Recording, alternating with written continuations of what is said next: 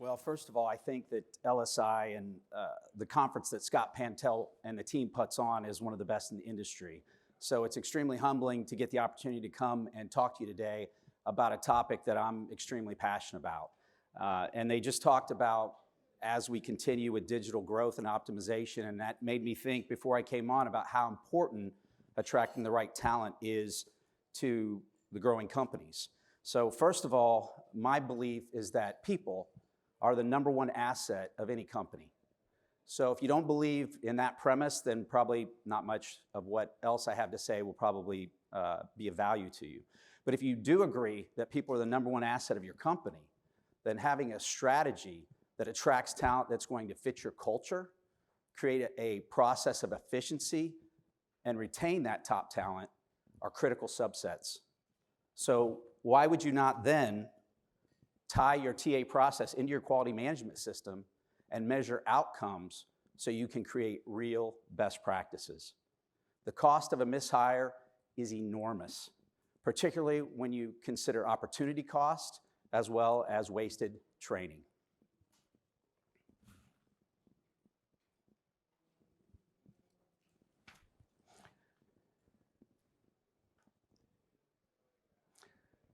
So what I'd like for you to do is take a look at these paintings and consider which paintings you appreciate and which ones that you don't. So we have the Seventh Plague of Egypt, which is romantic art. We have a Monet Impressionism painting in the center, and then a Pollock painting, which is abstract Impressionism. They're all considered masterpieces. Personally, I like one quite a bit. One, I can take it or leave it, and one I don't really care for much at all. So I'm not here to tell you what strategy or combination of strategies that you should pick for your company. You have to pick a strategy that works for you. My hope is that this presentation will help you to think more proactively about the strategies that are available to you, that you will tie in your mission statement and your why. You'll tie in your TA process to your quality management system, and you'll create the best processes to attract talent, optimize efficiency, and create an environment and a culture of high retention. However, not picking a strategy is a strategy, just like not planning is planning to fail. Our SSI mission statement is to help candidates with relevant career advancement opportunities while helping build companies that bring positive products to patient populations, and then supporting the charities that matter to us. At SSI, our mission statement is on every stakeholder's desk, and it's really a big part of who we are. It's the original mission statement that I started in my home office back in 2015. In Mark Murphy's Hire for Attitude, he talks about a story of a CEO at an offsite meeting, and he offers up $1,000 to any of the 100 managers at the meeting that can actually share the company's mission statement. Not one person could do it. If you want to attract talent that is going to be a fit to your culture, then your mission statement can't be lip service. How do you expect your people to execute and meet expectations if they don't even understand exactly why they're doing it? I believe that leadership is so extremely vital, and certainly it's not easy.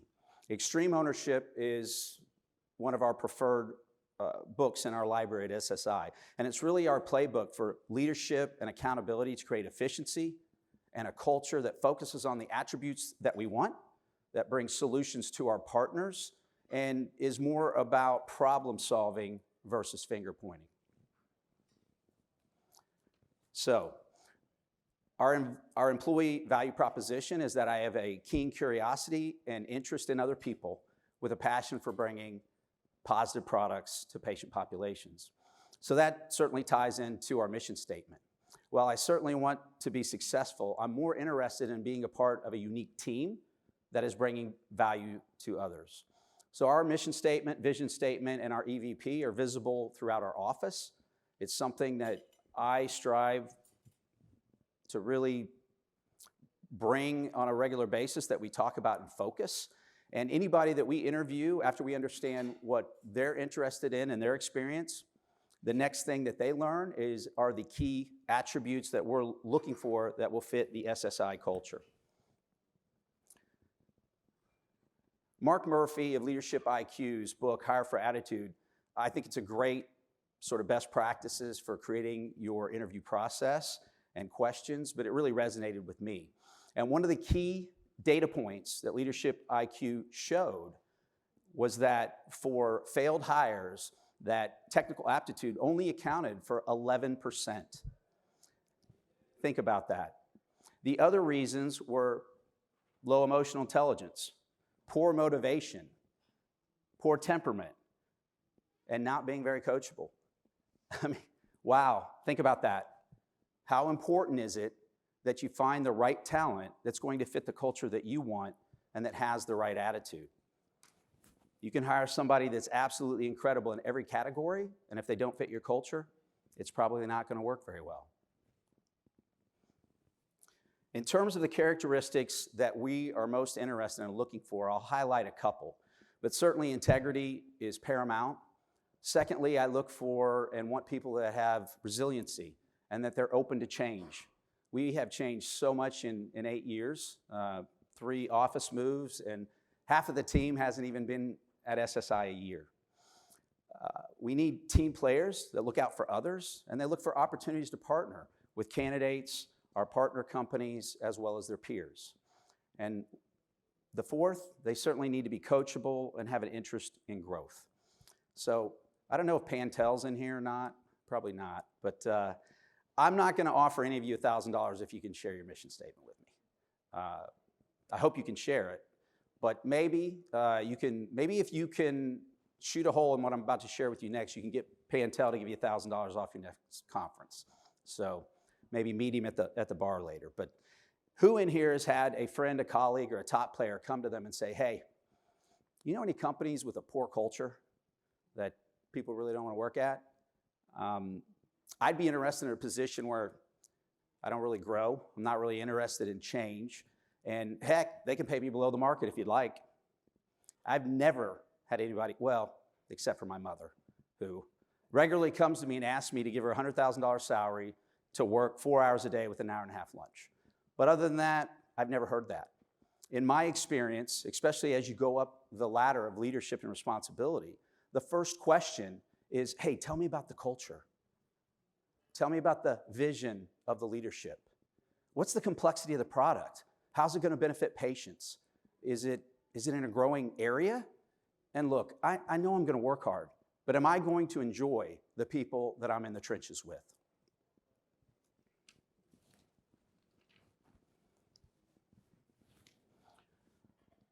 With key considerations, what I'd first like to consider is really how you look at talent and talent evaluation relevant to emerging markets. Secondly, consider cultural characteristics that you want to attract first. Follow that up with a minimal technical expectation of skills and specificity of experience. Third, and this is really one of the bigger elephants in the room, there's certainly not a right answer, but autonomy and strategies for autonomy.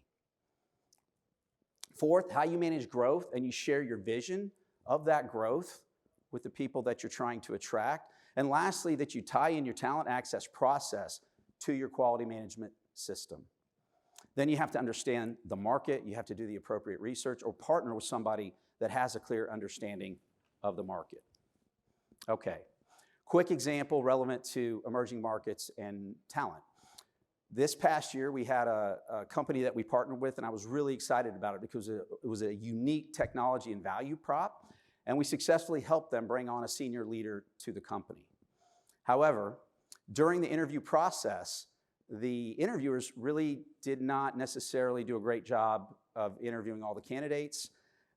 There were certain interviewers that really didn't try to attract the talent, which I think is a big mistake.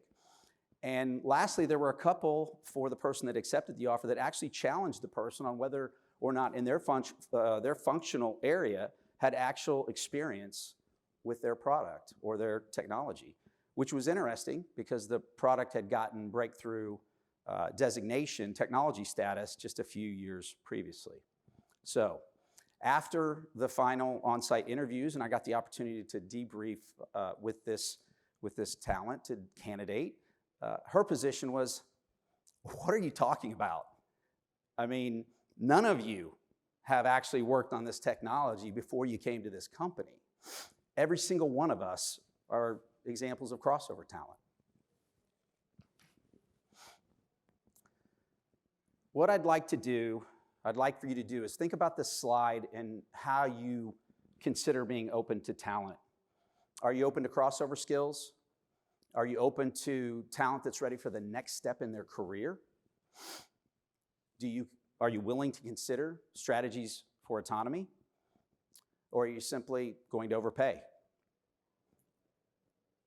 Or is your value prop and your leadership just so incredibly strong that people are going to cross the street, get in the back of the line for the same amount of money? What I'd like to do now is share an industry example as a benchmark. So the IVD medical device industry was a $60 billion niche in 2016, growing at an 8 to 9% CAGR. It went over $70 billion this past year and is projected to go over $93 billion by 2028. So in 2019, a top 25 global IVD medical device company came to us because they were having a real challenge with 4 different positions that had been open for about 6 months. So after sitting with them and discussing their expectations and their needs, there were several challenges. Number one, below a manager level, they did not have a bonus, which was not relevant to the market. Secondly, their expectation and culture was to have somebody, every single area of every position had to be on site 5 days a week. And they had competitors in the market that in these particular functions allowed for a couple days remote a week. And then lastly, they wanted very specific experience. These were regulatory positions with the 510K. It had to be with an IVD medical device product. So after explaining to them the challenges of the market, we talked about strategies relevant to the talent war and being open to, crossover talent. So while they weren't open to a lot, they did give us the opportunity to go out and try to attract talent that had successful 510K experience in a different product category and met the rest of the requirements. So after that, in about a 6 to 8 week period, we were able to successfully partner with them and help fill all 4 of those positions by going out and attracting talent that had successful 510K submission experience and backgrounds in biochemistry, biomedical engineering, and they were excited about the opportunity to use their skills in a different product category and how that particular niche might benefit their career. Of those 4 candidates, 3 of them are still there now and have been great hires for them. The 4th one was there for a year and a half, and then recruiters got recruited away for their first management position. So let's consider another market that is growing at 3 times the example we used previously. The digital health space. According to Rock Health, $29.1 billion was invested into digital health startups in 2019, this past year. That is a significant markup from the $8.1 billion that was invested in 2019. Now, this past year, it dropped down to a little over $15 billion, but that investment is expected to be the same this year. And that's obviously a substantial uptick from 2019. When you consider wearable technologies, which is one subset of digital health, it's growing at a CAGR of 28%, predicted to go from $17 billion in 2021 to over $100 billion by 2028. When you think about emerging markets, the relevant talent is directly proportional to the size of the market. The talent war talks about strategies for identifying the minimal amount of technical skills and specificity of experience that you're going to require for your positions. And then after that, focus on attitude, cultural fit, and their ability to grow as your company grows, which should resonate with everybody that's attending LSI, depending, irrelevant of what aspect, where you're at in your growth. In Cutting Through, Bernie Haffey talks about how you gather in information and you move to action. One of the examples is Colin Powell, who talks about the 40-70 rule in critical situations, that you shouldn't act unless you have 40% of the information that you're looking for. But once you get to 70%, if you haven't moved to action yet, it might be too late. Jeff Bezos, relevant to business, targets the 70% threshold, but states that if you get to 90% or more, you've moved too slow, and again, it's probably too late. As I've grown my business, I have targeted the 70% mark to be able to move to action. I love podcasts. One of the MedTech podcasts that I enjoy, a recent CEO was talking about the first startup experience that he had and how exciting it was, and they had a unique, they thought, technology. However, they moved too slow in so many aspects of the process, and why they ultimately got to market, once they entered the market, they were in 8th place with 3 large companies ahead of them. And unfortunately, the company failed, which he felt that was a factor. So I believe this principle applies in the same fashion to the talent process relevant to opportunity cost. I think it's another strong reason why leaders need to be able to have a company that ties in their TA process to their quality management system and measures outcomes. I think it's vital. Okay, strategy first. How do you evaluate talent? And then you have to understand that it's a numbers game. And that ties directly into autonomy. In a recent interview with Shark Tank's Kevin O'Leary, he talks about certain states in the United States that he will not invest in anymore because the high amount of increase in regulations and the significant cost of commercial property. He also mentions that 40 to 50% of their positions, depending on functional responsibility, are now remote with limited travel to corporate, and that's not going to change. There have been multiple examples in the news recently of CEOs that have tried to force their employees back to the office 5 days a week. One of those examples is the CEO of Salesforce. After the threat of mass resignations, he softened his position. I believe that leaders that don't understand how the pandemic has impacted autonomy could be in for painful surprises. One of the key strategies that every company has to take a position on is relevant to autonomy. Will you be open to more remote opportunities or remote with travel? Will you take a combination of strategies for autonomy or remote, hybrid with moving to more remote with travel, depending on where the candidate's at in their life and their career experiences?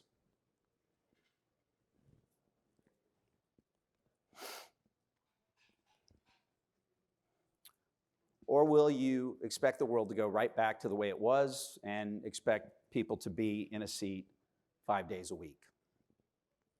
As SSI comes up on its 8-year anniversary, before the pandemic, I really never had people ask me about autonomy, remote positions. It just rarely happened. I oftentimes joke that it would kind of like be going into your first interview and saying, hey, you give me a little bit more insight into your short-term disability benefits. It just didn't happen. Now, it's one of the top 3 questions that we're asked every single time.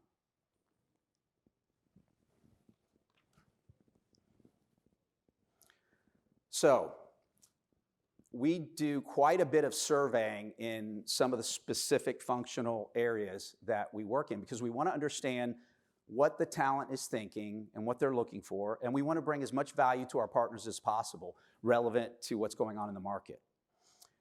In a recent survey that we did in the last month with over 900 regulatory affairs professionals, 88% of them stated that the pandemic had no effect on their ability to perform their roles. 93% stated that they preferred a hybrid or remote position. 95%, and I just find this astounding, but stated that they were contacted for a new opportunity 1 to 2 times a day or 4 to 6 times per week. Key point, over 80% of them stated that after the culture, their opportunity for growth, that the number 1 or 2 factor that they would look at in considering a new opportunity would have to do with strategies for autonomy at that company. And I can tell you that whether it's clinical, design quality, or other functional areas that have the ability to do their roles with autonomy, it hasn't been much different. The bottom line is people are looking at least for aspects of autonomy. At the Medical Device and Manufacturing Conference, Christopher Lafayette gave an incredible presentation. He was a keynote speaker on the metaverse. And certainly the pandemic has been the most disruptive force in my lifetime. He talked about the metaverse and he painted a picture of an interoperable and technological city with artificial intelligence squarely at the center. One of the key points that he made several times was that we are more virtual right now in the last 36 months than we've been in the last 36 years. And it's most likely not going to go back. I would ask you to consider Blockbuster Video. They could have bought Netflix for $50 million, but they chose not to, purportedly out of hubris, a lack of vision, and too much attachment to their late fees that were a projected 16% of their entire revenue. I'm not here to tell you what position you should take on autonomy any more than the strategies that you should take to hire your critical needs positions. However, you've got to decide first to have a strategy and hopefully have a clear understanding of how drastically that the pandemic has changed the landscape when talent considers autonomy. So, your interview process, the consistency of it is, I believe, vitally important. The one thing that I will say is that as you interviewing for and identifying cultural fit has to be different than technical. When it comes to technical, you do not want that to be evaluated based on gut feelings, based on a popularity contest, or because essentially they're just not doing a very good job of identifying it. You have to separate that out, whether it be a presentation, some type of technical example that they have to work on, but most importantly, you have to have a consistent process for every single person that's interviewing to try to identify this, to capture the information and compare and contrast. Managing growth is a critical challenge, particularly for startups and companies in growth modes. You have to have an understanding of what you want to share financially, either upfront or after a signed NDA. Every single candidate, and this certainly applies to everybody that's at LSI trying to get funding or grow a company. They want to understand what that looks like relevant to their risk tolerance. There's a company in a major area that I've followed for over 4 years now, and I personally think they have a really cool technology. Unfortunately, they've gone through multiple hiring and campaigns and layoffs, 3 or 4 in the last 3 years. And so they're starting to get a very negative perspective from the talent in the marketplace. Okay, as I put up this slide of quality management system, the simple but I think very serious and important question I would ask you is if your quality management system for the products that you manufacture or possibly that you hope to manufacture in the future or the services that you provide matched your quality management system for how you manage your TA process, would that be a good thing or a bad thing? Unfortunately, in the 8 years that I've been doing this, too often it would not be a good thing. Focus on your client patient population first to bring incredible value. Secondly, create a culture and bring on leadership focused on bringing incredible value to your clients and patient population, voice of the employee, and lastly, voice of the stakeholder. I believe if you get the first two right, the third one will follow. Okay, there's so many different strategies that you could look at relevant to talent management.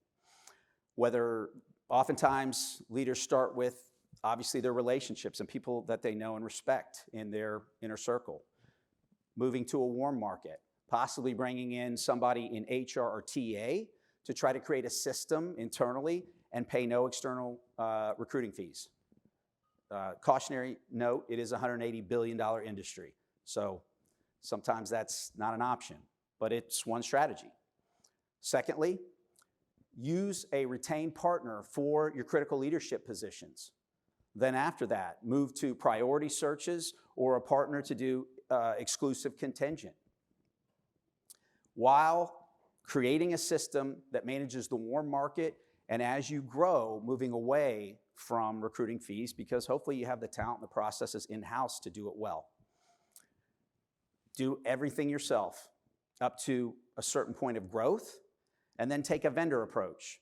Use multiple firms at the lowest fees, all working against one another and your internal TA group on the same talent pool. There are a multitude of strategies you can use.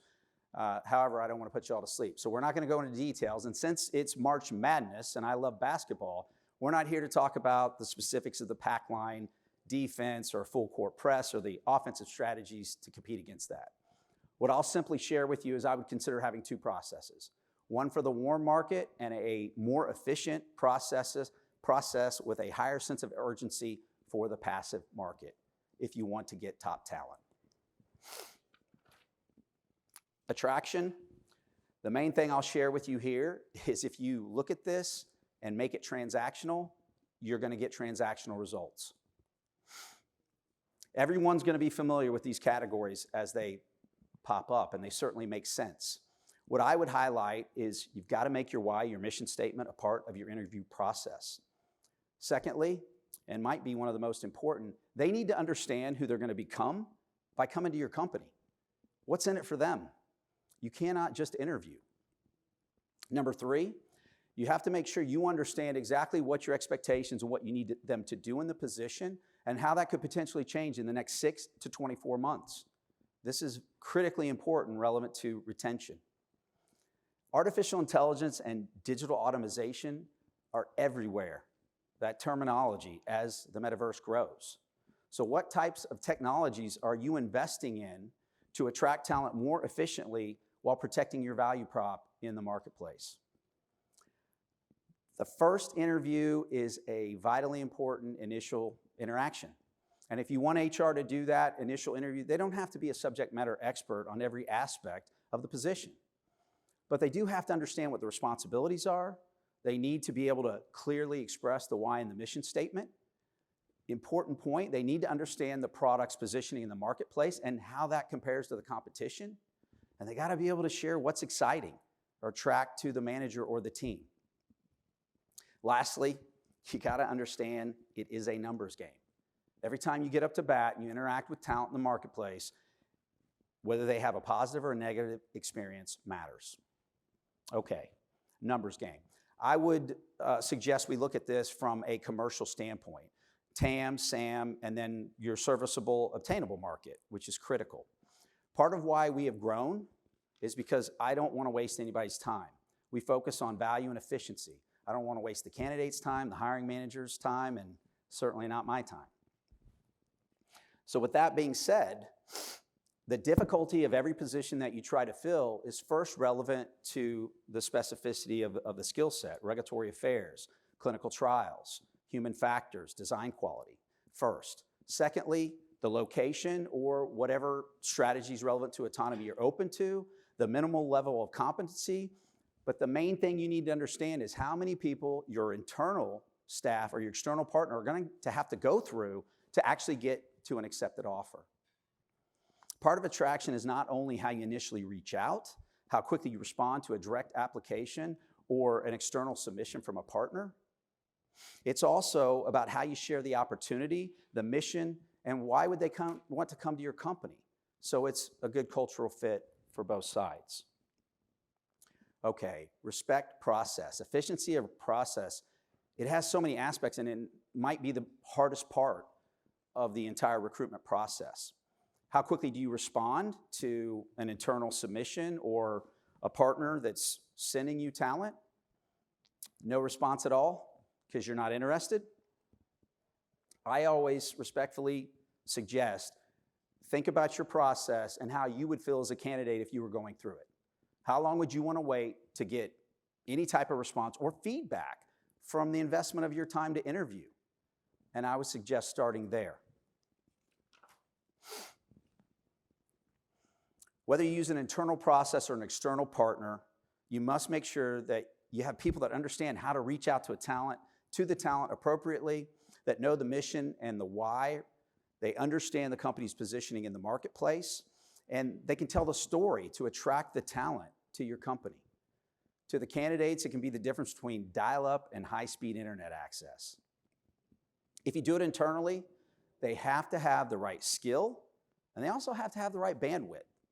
I can't tell you how many times that I have seen good people with HR skills in recruitment positions that essentially don't have the right skills to do the work, or internal people that are inundated with too many positions so they don't have the right bandwidth. And I can tell you that the two together are a dangerous combination. Proactivity of process. It's amazing how many times I've seen a company that has a position that they believe is critical. They get a candidate that they really want, and then they miss out on that candidate because they're waiting on checkoffs in process from HR or the executive team. So my recommendation is be proactive in your process. Make sure whatever you need to do internally has been done or ready to be done by the final interview. Every single day you go past the final interview or a verbal offer, your chances of getting an accepted offer go down exponentially. Last year, we worked on a position for a really interesting company in an emerging area. And we brought them 3 candidates they were excited about and interviewed. They had one they were particularly excited about. So this was the timeline. Connected with the candidate. Day 3, I submitted the candidate. 16 days, 13 days later, the client interviewed the candidate. On day 23, still no follow-up from my client, a competitor got into the conversation and reached out to this particular candidate. 2 days later, had a phone interview.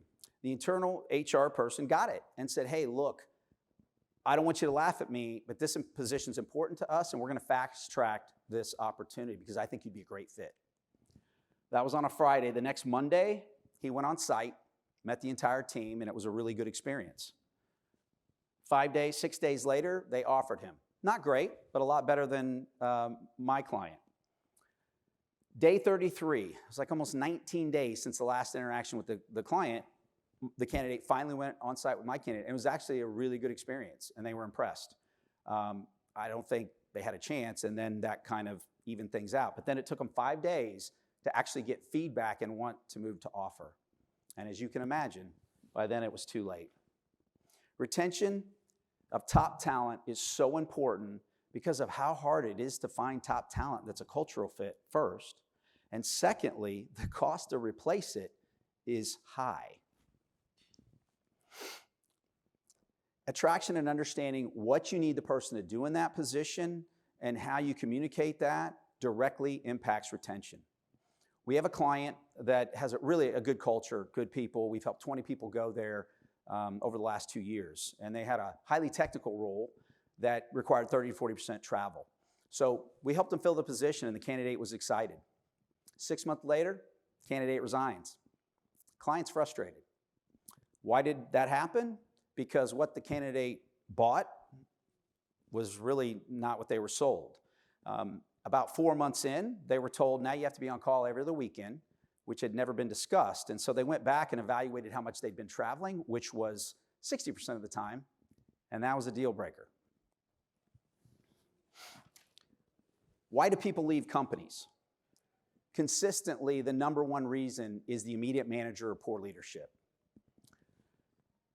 One of the other major factors is, does the company respect culture relevant to quality, and are they trying to create a quality culture?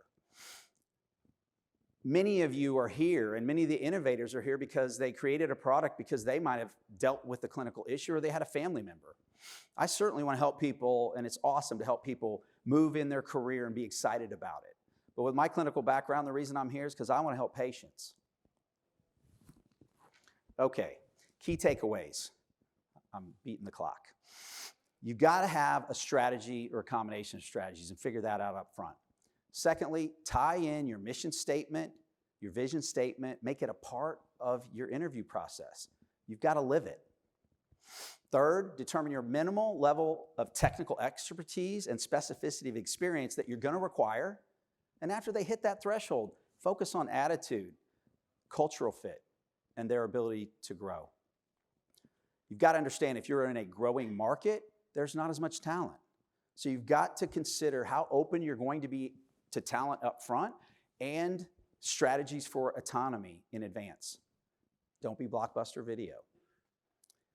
Tie in your talent management process to your quality management system, track outcomes, and then utilize analytics to create best practices so you can create exceptional candidate experiences. Okay, I screwed up disclaimers, but I do want you all to know that I literally get no money when they sell a book or they speak. So if you want to, hit them up for me, maybe I can get a free book for the next employee that I hire. So I hope this brought you value. I really appreciate your time. Please reach out to us if we can help you with newer technologies to help attract talent more efficiently to your critical needs positions while protecting your value prop, or help you set up best practices for your interview processes. Thank you.